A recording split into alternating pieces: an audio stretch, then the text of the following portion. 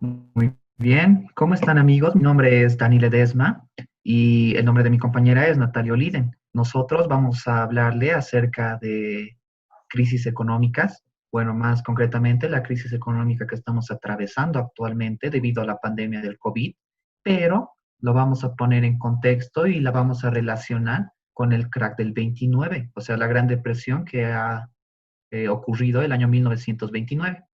Siguiente, por favor. Muy bien, aquí hay un dato que yo en lo personal no sabía, pero bueno, se le ha acuñado el nombre de la gran cuarentena a la recesión económica que nosotros estamos atravesando actualmente. Eh, Cabe recalcar que este video está siendo grabado el domingo 14 de junio y nosotros continuamos con esta incertidumbre de la pandemia. Y muy bien, como les decía, la gran cuarentena es el nombre que se le ha acuñado a esta recesión económica generada principalmente por el confinamiento de millones de personas alrededor del mundo. Siguiente, por favor. Muy bien, como les decía, existen consecuencias directas. La primera es la paralización de gran parte de la economía global debido a que las personas están encerradas en sus casas, ya que el hecho de que estas personas agarren y salgan las expone a que se puedan agarrar y contagiar de este virus. Y la segunda consecuencia es la incertidumbre que existe en las personas de no saber cuándo es que nosotros vamos a poder salir y retornar a la normalidad. Siguiente, por favor. Muy bien. Eh, ¿Cómo estás, Nat? Lo que te voy a mostrar aquí es una proyección económica mundial que muestra cómo ha disminuido la economía mundial este año 2020. Como puedes ver, hay una disminución del 3%. Y para quienes nos estén viendo y puedan ponerse en contexto, a la derecha podemos ver una disminución del 0,1%, que es lo que ha ocurrido el año 2009, o sea, después de la gran recesión que ocurrió el año 2008. Siguiente, por Wow, favor. Sí, bueno, como les había mostrado, esta disminución del menos 3% es abismalmente eh, grande en comparación a aquella del 2008. Por eso, nosotros hemos agarrado y la estamos comparando con la Gran Depresión de 1929, un suceso que ha dejado una recesión económica muy grande en la historia de la humanidad, pero es algo de lo que yo no soy muy experto y por eso tengo aquí a mi compañera Natalia que va a agarrar y posteriormente nos va a ilustrar acerca de lo que ha ocurrido en aquel entonces. Bueno, a medida que nosotros vayamos hablando y exponiendo nuestros puntos de vista, ideas, datos, etcétera, quiero que tengan estas tres preguntas en mente. La primera es, ¿qué es lo que pasó o qué es lo que ocurrió en aquella crisis? La segunda, ¿cómo es que se llegó a superar? Y la tercera, ¿qué lecciones nos deja? O sea, ¿qué es lo que nosotros podemos agarrar y aprender a partir de aquel suceso? Siguiente, por favor. Muy bien. Como todo problema, siempre existe un detonante.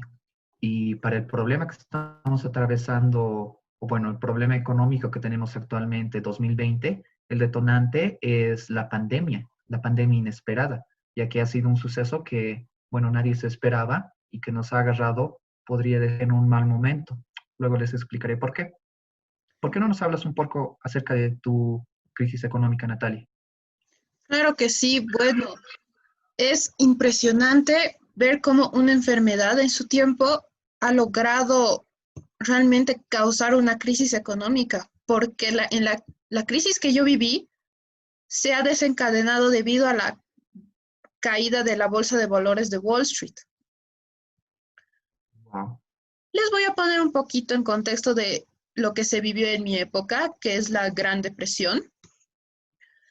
Pero para ello nos tenemos que ir 10 años antes, a 1919, que es el fin de la Primera Guerra Mundial. ¿Qué sucede? Vale. Que los Estados Unidos han salido como una gran potencia mundial. Hemos salido ganadores de la guerra y hemos cobrado nuestro botín.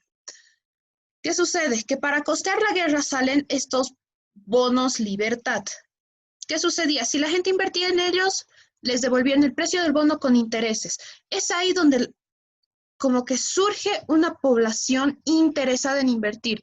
Dicen, voy a recibir beneficios de algo, así que súper bien, más o menos.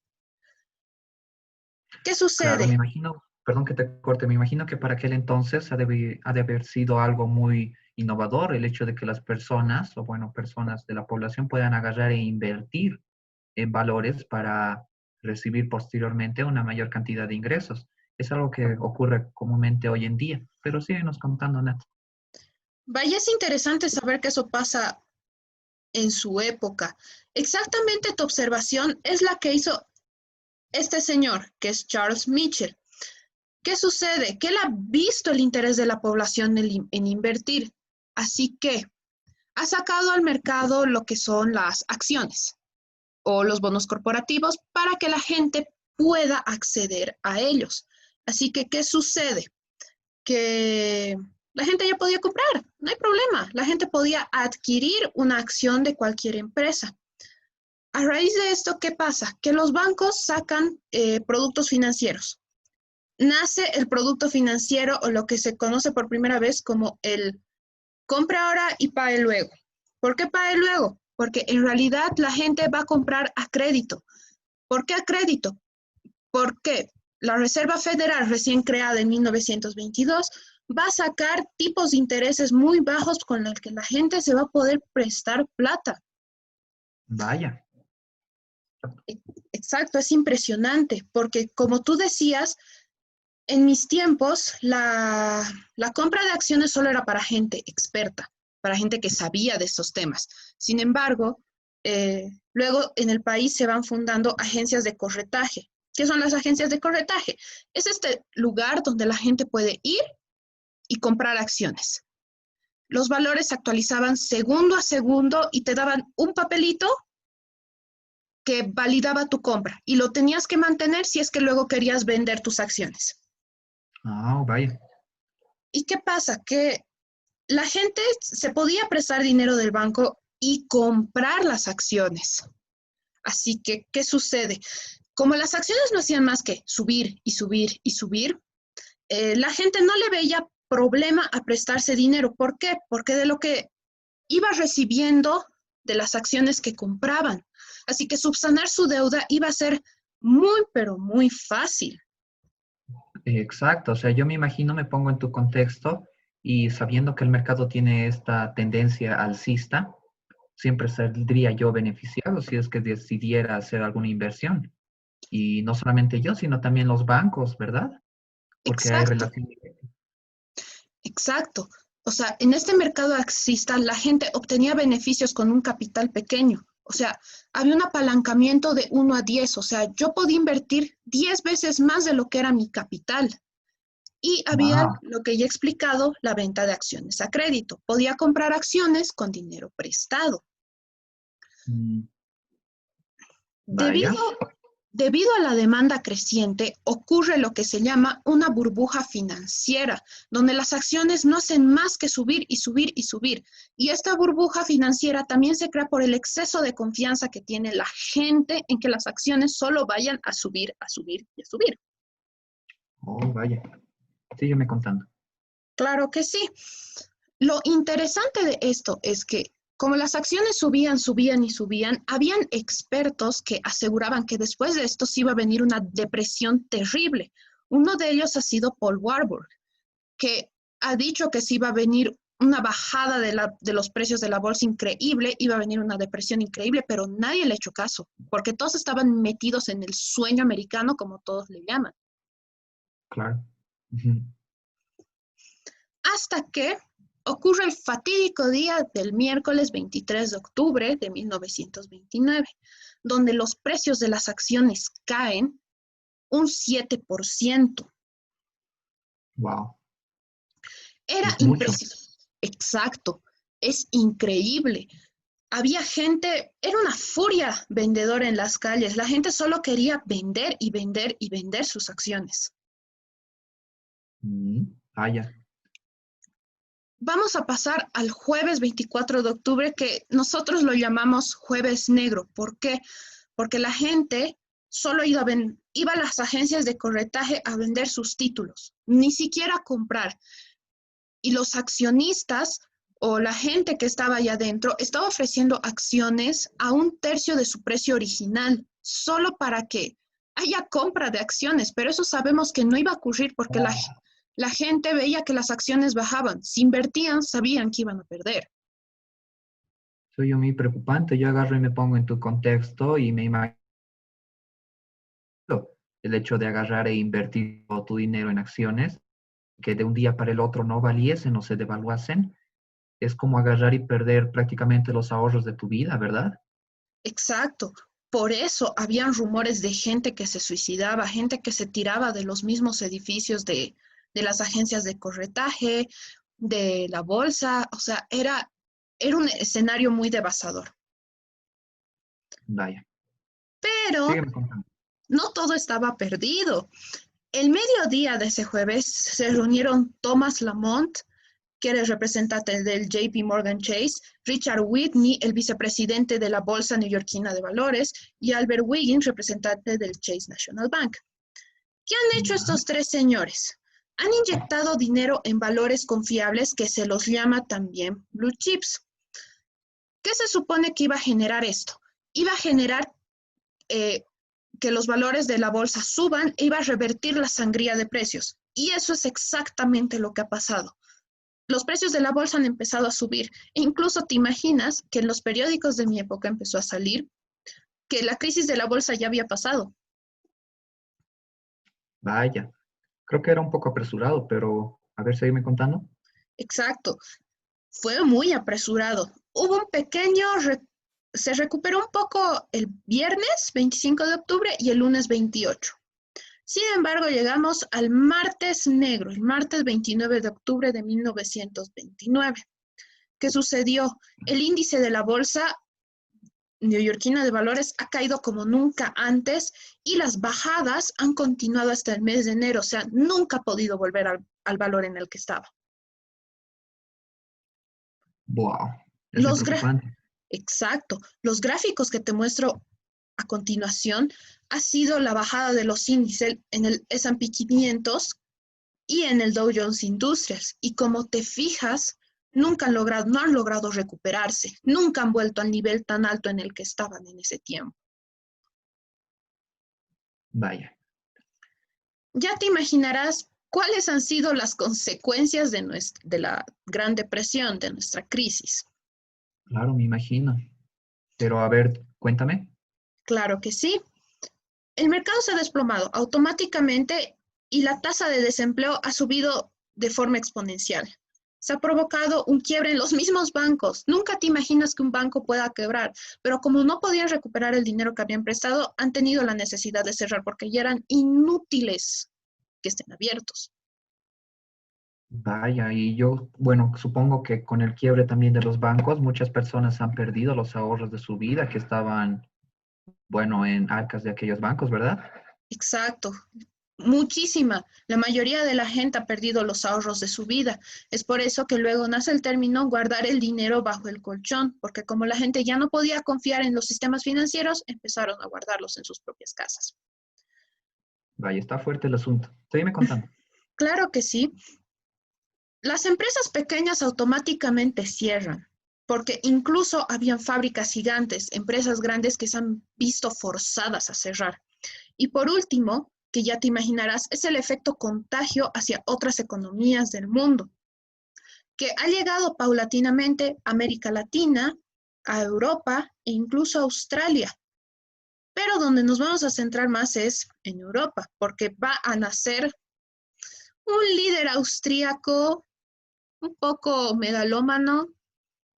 Ya te imaginarás quién es, pero dejemos la intriga para más adelante. Ya, me parece bien. Ahora cuéntame, ¿qué están haciendo ahora en el presente?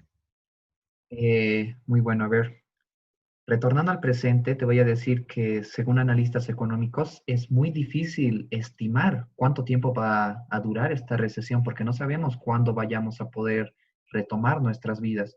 Lo que sí tenemos de seguro es que el hecho de que las personas se queden en sus casas y que se frene de alguna manera la economía en los países afectados, está presentando una disminución en la economía global y es más o menos similar a lo que tú me contabas para aquel entonces. Siguiente, Vaya. por favor. Bueno, eh, ahora, a razón de esto, te puedo mencionar que para el día de hoy, o sea, 2020, la tecnología ha avanzado y se ha producido una globalización en el mundo, también en el ámbito económico. Y esto lo que ha hecho es alentar o, bueno, llevar más allá el efecto contagio que tiene la economía de un país con la economía de otros países. Siguiente, por favor. Ya te imaginarás quién era este soldado austríaco. Era nuestro gran protagonista, Adolf Hitler. ¿Qué sucede? Antes de la Gran Depresión, después de la Primera Guerra, las economías europeas se iban tambaleando un poquito. ¿Qué ha hecho el crash de Wall Street? Las ha terminado de desestabilizar. Ha hecho que se caigan sus economías. Así que, ¿qué sucede? Sale Adolf Hitler como símbolo de poderío alemán y salvación de la economía alemana y da inicio a lo que nosotros llamamos aquí la Segunda Guerra Mundial, el Holocausto, el conflicto bélico más devastador de toda la historia. Y tú piensas, ¿cómo rayos una crisis económica va a dar origen a este conflicto bélico? Es algo que hasta el día de hoy tampoco entendemos nosotros. Vaya, qué interesante. ¿Y ustedes tienen algún preámbulo, alguna guerra como nosotros tal vez? Claro que sí, tal vez no se trata de una guerra bélica, pero, a ver, para ponerte en contexto, el año 2019 la economía mundial ha registrado su peor desempeño desde el 2009 con un crecimiento de solamente 2,5% en la economía global. Wow. Y por otro lado también existe una guerra que si no es bélica, es económica entre dos superpotencias mundiales, que son Estados Unidos, perdón, y China. Wow. Vaya, o sea, me imagino que un conflicto económico para tu época es bastante grave. Sí, la verdad que sí. Obviamente no es un conflicto tan grave como el que has tenido que experimentar tú, pero bueno, este ha sido el preámbulo y es por eso que te mencionaba antes que el tema de la pandemia nos ha agarrado en un muy turbio momento, en un mal momento, la verdad. Vaya. Ahora tú te preguntarás, ¿qué hemos hecho nosotros para solucionar nuestra crisis económica? A ver, cuéntame. En ese tiempo nosotros teníamos como presidente a Herbert Hoover, que ha dicho, nosotros no nos vamos a meter en el mercado porque siempre se ha regulado solo y ha asumido que siempre lo iba a hacer. Así que ha optado por una política de no intervencionismo. Pero se ha equivocado porque el mercado nunca se ha regulado. Vaya. As- as- Supongo que lo que él agarraba y pensaba es que relacionaba la relación que existe entre la oferta y la demanda y que en un mercado generalmente se tiende a llegar a un punto de equilibrio. Pero si es que no se ha logrado restablecer la economía, ¿qué es lo que se ha hecho después entonces? Bueno, como no se ha logrado restablecer la economía con las políticas de Hoover, 3 años después asciende al poder de Estados Unidos el presidente Roosevelt en 1932 y propone el New Deal. ¿Qué era el New Deal? Este, bueno, eran una serie de medidas, planes, normas, leyes que se han implementado en Estados Unidos para frenar a la recesión que ha habido. ¿Quieres que te cuente un Vaya, poco más al respecto? claro que sí. Muy Estoy muy bien. intrigado al respecto. Roosevelt se une con expertos y crean su plan basado en las ideas económicas de Keynes. ¿Qué, ¿Qué hace Roosevelt? Al contrario de Hoover, decide por una política 100% intervencionista en el mercado. Así que se mete de lleno a intentar regular el mercado. El Estado lo regula por completo, absolutamente todo. O sea, todo lo que está en el mercado, el Estado lo regula. Vaya, Sin embargo, el New Deal no ha tenido efectos de inmediato, no es como que se ha aplicado y al día siguiente se ha visto el efecto. Ha sido un plan a largo plazo en los que sus efectos se han visto, como se ha dicho anteriormente, a largo plazo. ¿Ya? ¿Qué se hace?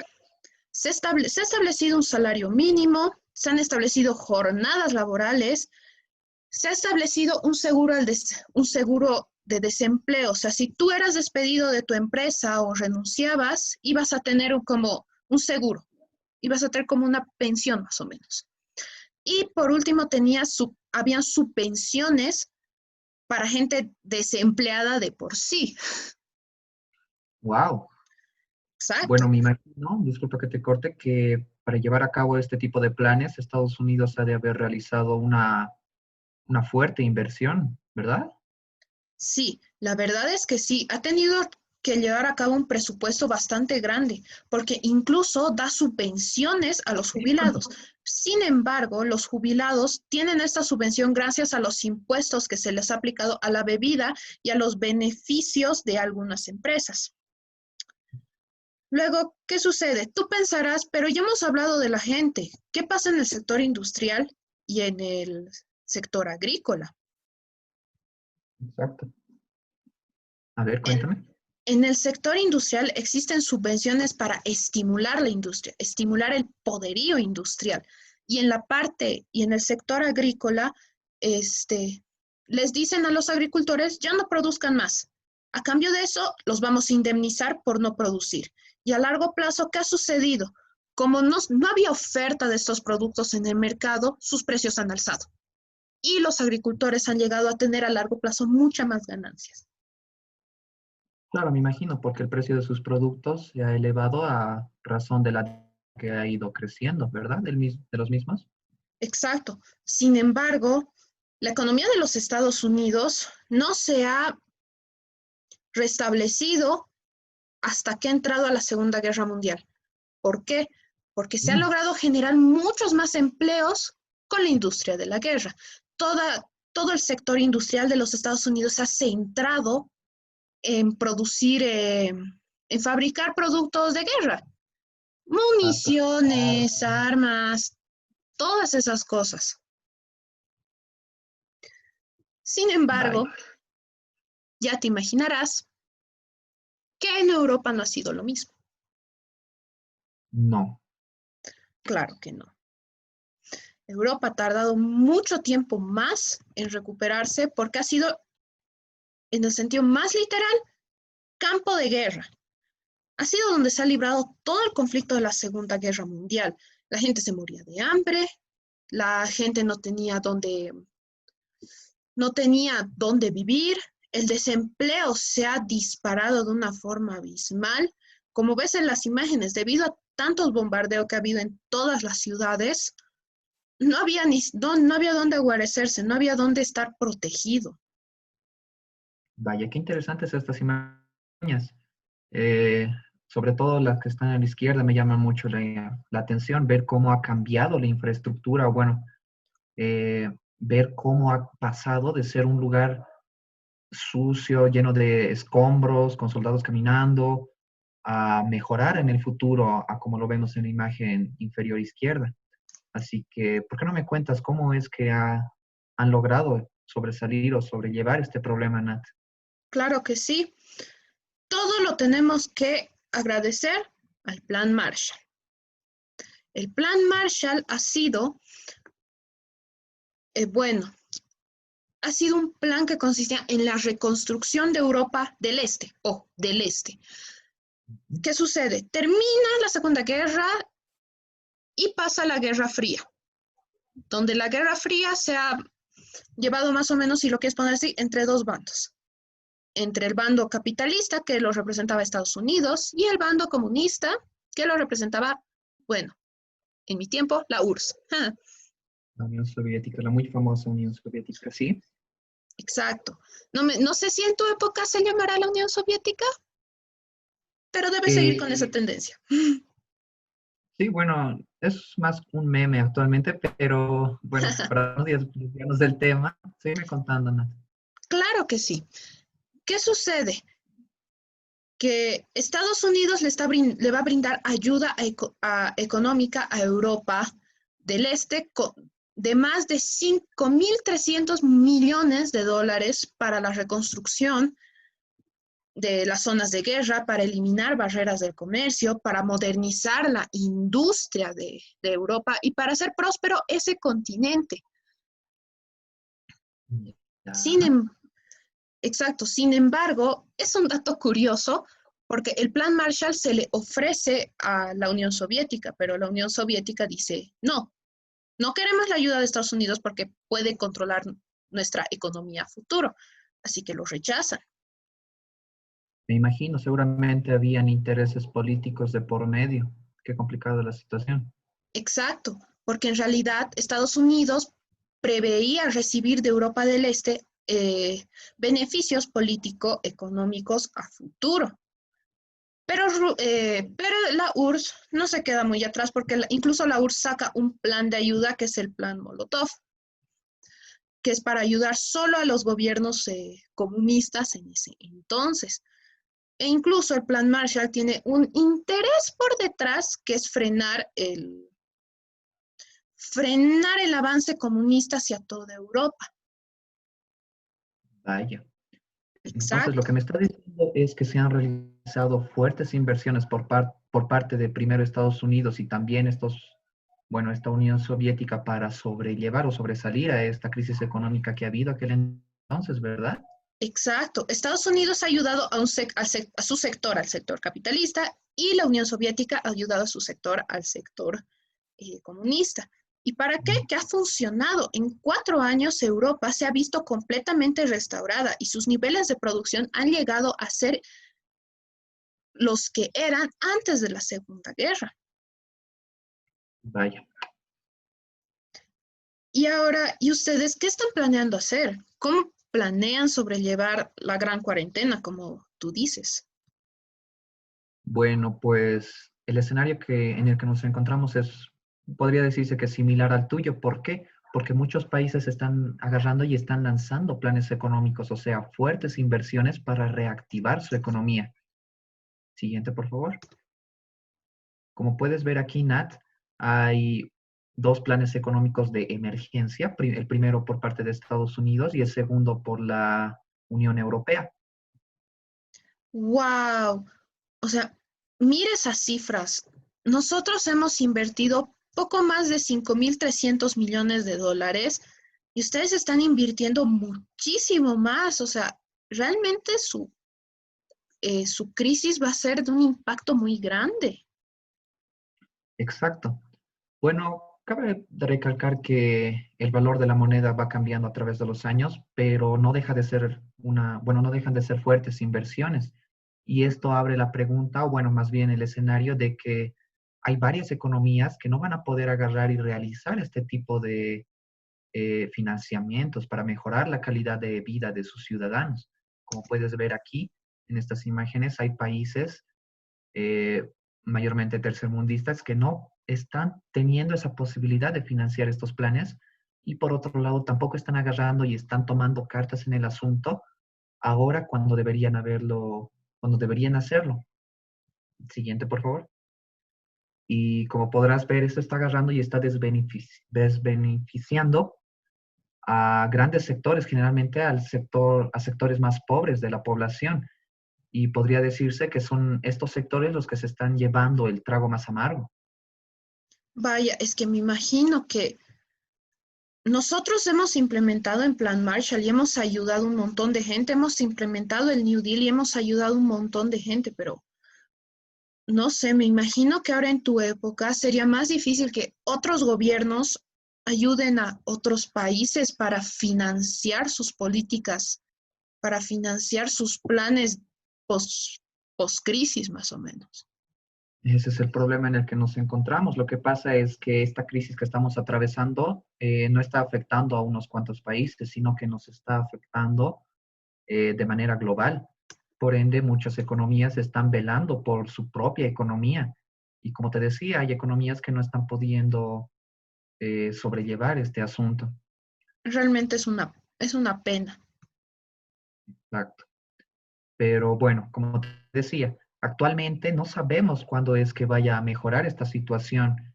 Eh, porque no sabemos cuánto tiempo vaya a durar el tema del virus y no sabemos qué es lo que vaya a ocurrir el día de mañana, el mes que viene, y esto nos genera este tipo de incertidumbre. Sin embargo, si te pones a pensar, en la historia de la humanidad se han presentado muchos problemas y el ser humano siempre ha agarrado y ha conseguido sobresalir o sobrellevar este tipo de problemas.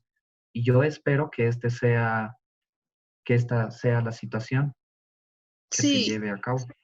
si nosotros hemos podido sobrellevar una gran crisis combinada con dos Guerra. guerras mundiales, pienso que ustedes van a poder sobrellevar eh, esta crisis de la pandemia.